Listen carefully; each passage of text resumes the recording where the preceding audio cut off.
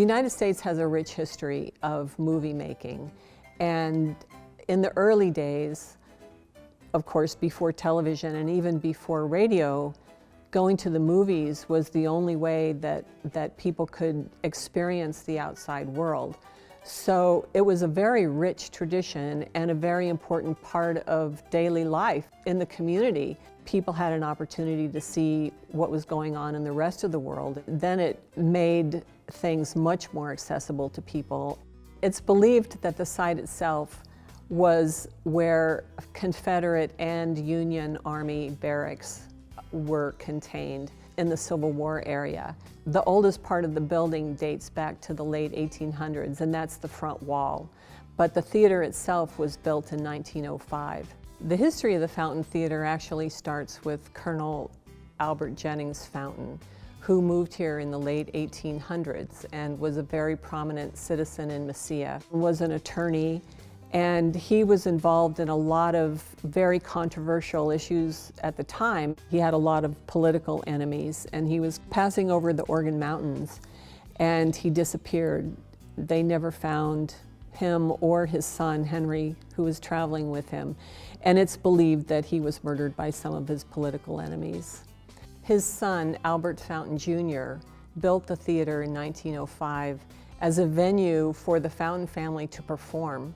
So in the early days of the theater, it was a vaudeville theater, music variety show.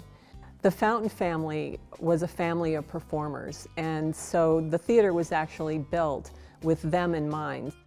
It was in 1912 that Albert Fountain started showing silent films in the Fountain Theater. And the subtitles were in English, but because the audience was Spanish-speaking, he had to translate the English subtitles into Spanish.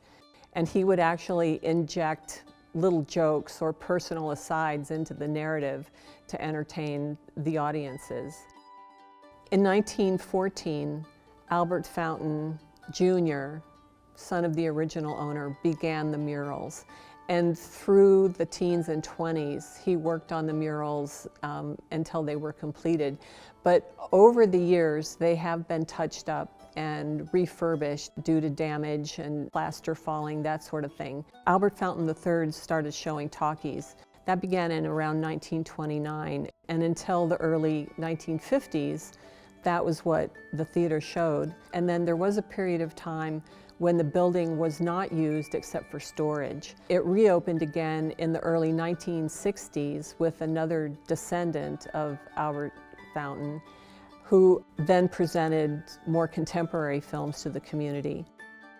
It was in the early 60s also that the Las Cruces Community Theater started working here. The owner of the theater at the time, Arthur Fountain, leased it to the Las Cruces Community Theater, making the theater accessible to NMSU theater department as well as using it as a venue for films. So that was quite an opportunity for people in the community and for people at NMSU because it provided a venue for experience outside the university setting where the public could come and see their performances.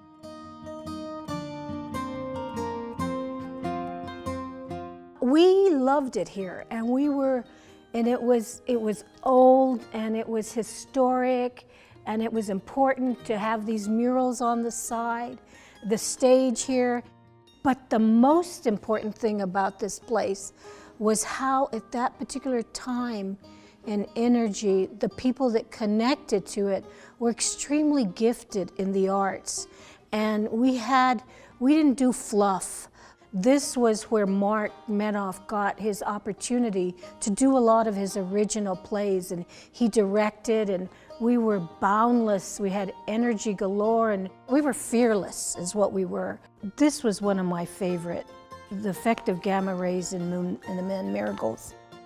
I was 25 when I did this play, but I was playing a 14-year-old. I remember when I was rehearsing, my hand was shaking, but of course opening night is you walk on stage and it's magic.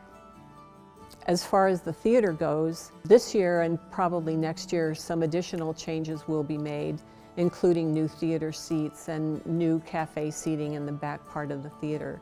I think for many years to come, the Fountain Theater will be standing and will continue to thrive in the community as a venue for the arts, which is a fantastic opportunity for people in the community and visitors who come from outlying areas.